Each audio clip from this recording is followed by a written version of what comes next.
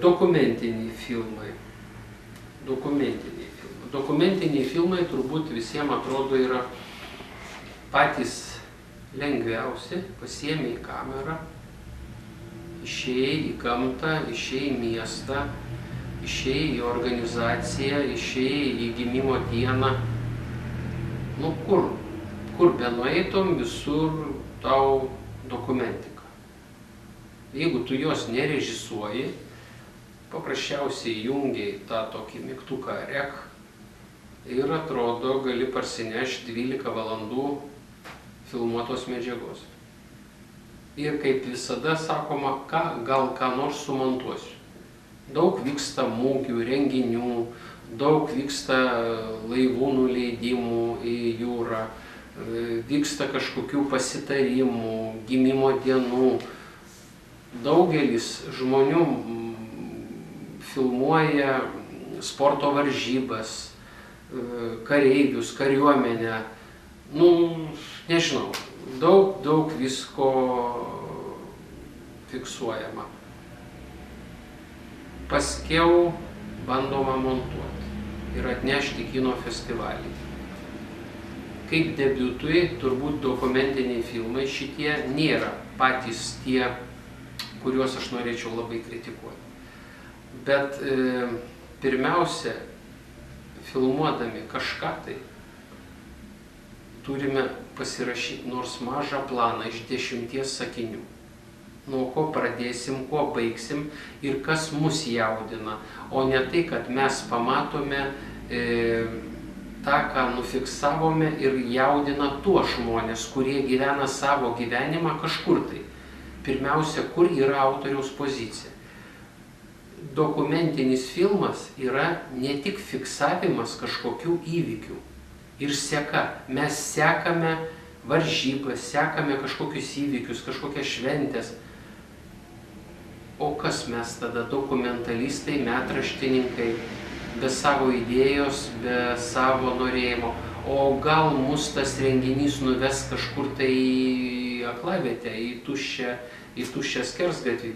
Mes norime, kad filmas ir prasidėtų, ir baigtųsi taip, kaip mes sugalvojom, kaip mes režisavom.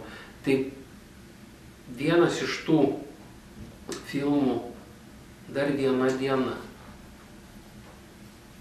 Žmogus žinojo, kuo pradeda filmą, žinojo, kaip viskas vyks ir svarbiausia, žinojo, kokį tašką grįžt ir kaip tai mums parodyti.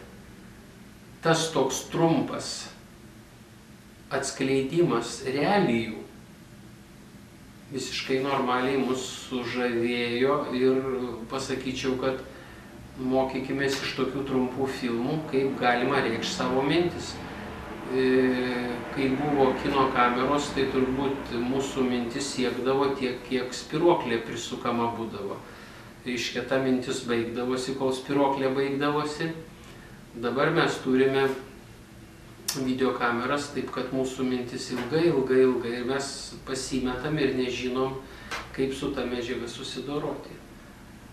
Taip kad siūlyčiau dokumentikoje pirmiausia labai įdėmiai išstudijuoti tą objektą, tą vietą, tą renginį, tą įvykį ar būtent pašnekovą, kad mes nefilmuotume visko liktai pirmą kartą ir nežinodami, ko mes iš to žmogaus norime. Ir dokumentikoje turbūt gerai būtų nešnekėti už videokameros, už fotoaparato aplamai, nes jau pasidarė mada, filmuojant bet ką, dar ir komentuoti bet ką. Taip kad žiūrovas pasimeta žiūrėdamas tokius filmus. Jisai mato vaizdus ir dar operatoriaus komentarą, kuris kartais būna labai juokingas. Dar viena diena man patiko,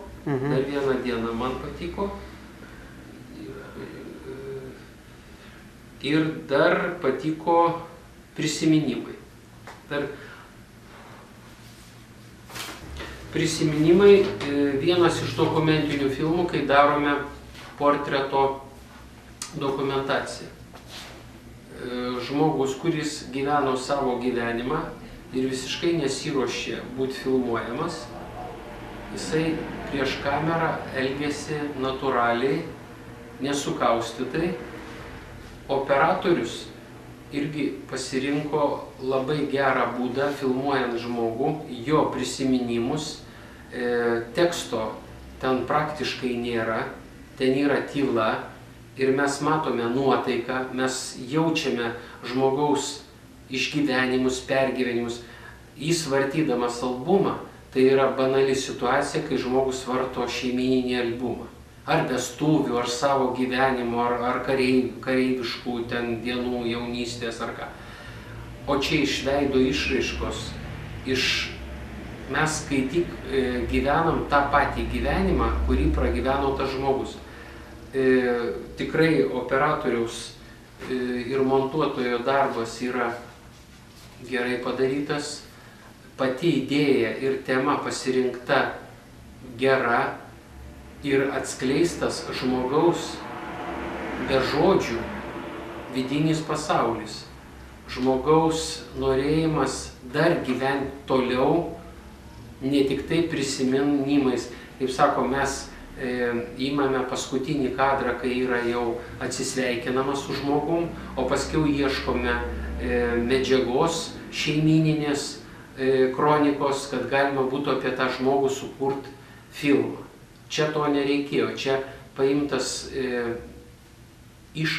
iškarpa iš jo gyvenimo ir jinai taip įspūdingai parodyta, būtent per jo santykį su nuotraukomis ir santykį su praeitimi.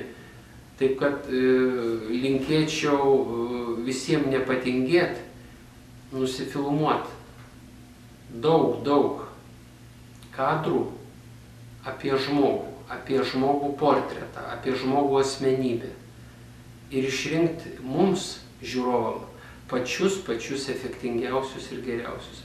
Tikroji dokumentika, jinai yra brangi mums tuo, kad turi išliekamąją vertę. Pagal tuos žmonės, pagal jų darbus mes galėsime ir spręsti apie mūsų valstybės, tautos, kultūrą ir išliekamąją vertę. Fiksuokime savo artimus žmonės ir mes turėsime labai didelį ir gerą lobyną.